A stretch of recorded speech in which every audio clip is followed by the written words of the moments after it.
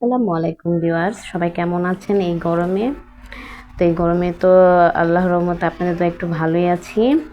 তো এখানে আমি কিছু কচুর লতি বলে এটাকে, কিন্তু যে কচু শাক যে হয় সেই শাকের আগাটোগা মনে হয়, আমি কখনো খাইনি। তো আজকে আমি রান্না করব, সেটাই আপনাদের সাথে শেয়ার করব যে কেমন হয়েছে।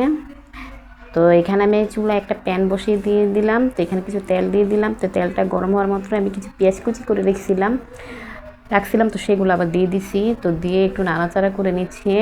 তো বাদামি হয়ে গিয়েছে। তো এখন আমি যে চিংড়ি মাছগুলো ধুয়ে কেটে রেখেছিলাম, তো সেগুলোই দিয়ে দিচ্ছি। তো এখন আমি আবার একটু নাড়াচাড়া করে চিংড়ি মাছটা একটু লাল লাল হয়ে গেলে তো আমি সবগুলো উপকরণ দিয়ে দিব।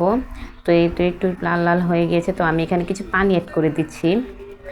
তো পানি অ্যাড করে দিয়ে আবার একটু নাড়াচাড়া করে নিচ্ছি। তো এখন আমি মশলাগুলো দিয়ে দিচ্ছি।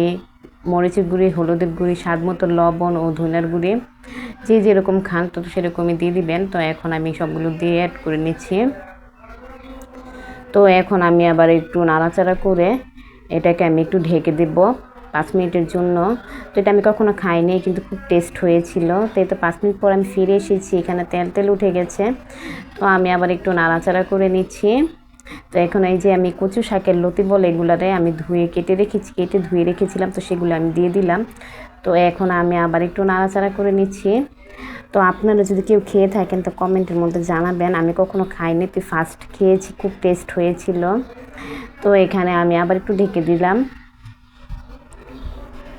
তো এখানে আমি 10 মিনিট পরে এসে দেখলাম যে এই যে কচুর লতিগুলো এগুলা মানে নরম হয়ে গিয়েছে, সিদ্ধ হয়ে গিয়েছে। তো আমি আগে ভাপ দিয়ে নিই নে। তো এখানে আমি কিছু জিরার ফাঁকি দিয়ে দিলাম টেস্টের জন্য, ফ্লেভারের জন্য।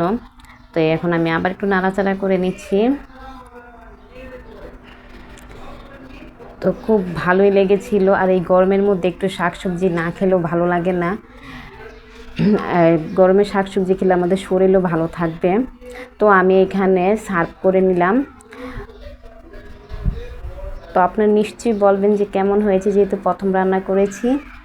তো আমার কাছে তো ভালোই লেগেছে, আর আপনারা খেয়ে থাকলে সেটা কমেন্টের মধ্যে জানাবেন। তো এখানেই শেষ করলাম। খোদা হাফেজ, আসসালামু আলাইকুম, সবাই ভালো থাকবেন।